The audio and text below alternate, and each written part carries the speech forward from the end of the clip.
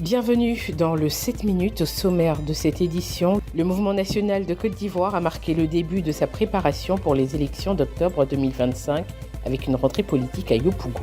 À Grand-Laou, l'imam Koné Adama a été officiellement investi en tant que président départemental du Conseil supérieur des imams.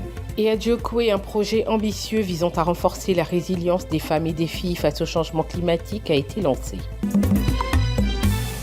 Le mouvement national de Côte d'Ivoire se positionne pour les prochaines échéances électorales. Il a marqué sa rentrée politique à Yopougon, affirmant sa volonté de peser dans les élections d'octobre 2025. Créé pour promouvoir les richesses ivoiriennes, le MNCI entend jouer un rôle actif dans le débat politique national. Lors de cet événement, son président Aké Mambo a exhorté les jeunes et les parents à s'engager pleinement dans cette dynamique. 2025 est l'année électorale.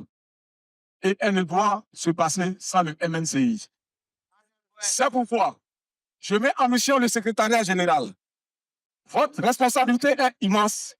Veillez à l'implantation du parti sur toute l'étendue du territoire national afin de produire une cartographie scientifique et fiable. Il a également détaillé les grandes orientations et les prérogatives du mouvement, insistant sur l'importance de l'unité et de l'action collective pour un avenir prospère en Côte d'Ivoire. Nous travaillerons pour restaurer la fierté nationale en investissant dans l'éducation et la culture.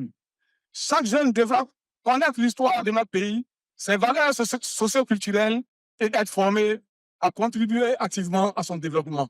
Avec cette rentrée politique, le MNCI annonce clairement ses ambitions et se prépare à faire entendre sa voix sur l'échiquier national.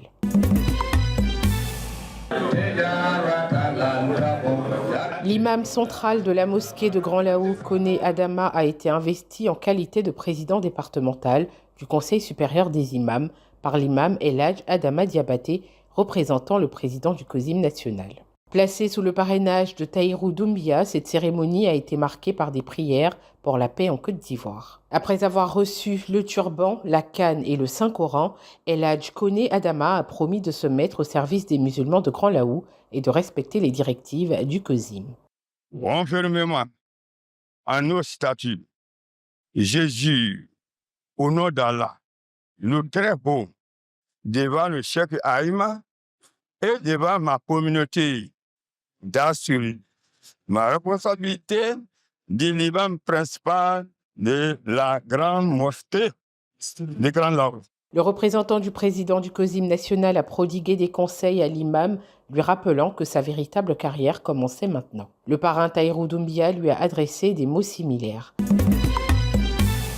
Dans le cadre du projet de renforcement de la résilience des femmes et des filles face au changement climatique et aux défis liés à l'accès à la terre à travers la formation, le digital et l'autonomisation à Djokoué, un meet-up de capitalisation et de pérennisation des acquis s'est tenu à la salle Ambrose Magda à Djokoué. On peut avoir 60% de réussite quand même dans nos activités. Cependant, il y a eu des difficultés parce qu'on n'a pas bien suivi le dosage des produits qu'il faut prendre pour traiter les plants et tout ça a joué un peu sur le rendement. Alors, nous sommes au thème de nos projets. Nous sommes au thème du projet parce que l'ambassade du Canada qui nous accompagne jusque-là va se retirer.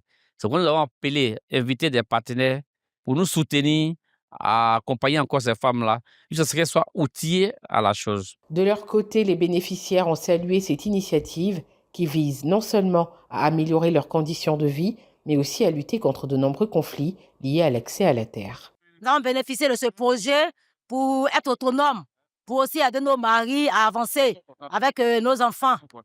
Et c'est un projet qui est bienvenu aussi pour la région de Djokoué, où il n'y a même pas assez de terre. La culture hors sol résout le problème du fait que cette culture n'a pas besoin de terre pour que nous puissions la mettre en pratique. Je peux faire ma culture hors sol, mon champ, chez moi à la maison.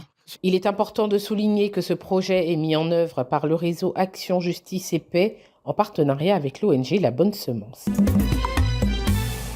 Du 25 février au 2 mars 2025, le petit village de Krigambo, situé dans la sous-préfecture de Kwakbabo, a été la capitale ivoirienne du conte. Pendant 6 jours, des conteurs venus des 4 coins du pays ont offert au public une veillée inoubliable partageant des récits de sagesse et de tradition dans leur langue maternelle. Mais au-delà de la célébration du conte, ce festival a aussi mis l'accent sur la promotion de la lecture auprès des jeunes générations. Il s'agit de sauvegarder et d'aider à promouvoir le conte oral traditionnel, mais il s'agit également d'un rendez-vous patrimonial parce que c'est le patrimoine qui revit. Présidé par le sous-préfet de Pakwabo, ce festival reste un espace privilégié d'expression pour les conteurs illettrés, véritables gardiens d'un savoir ancestral en voie de disparition.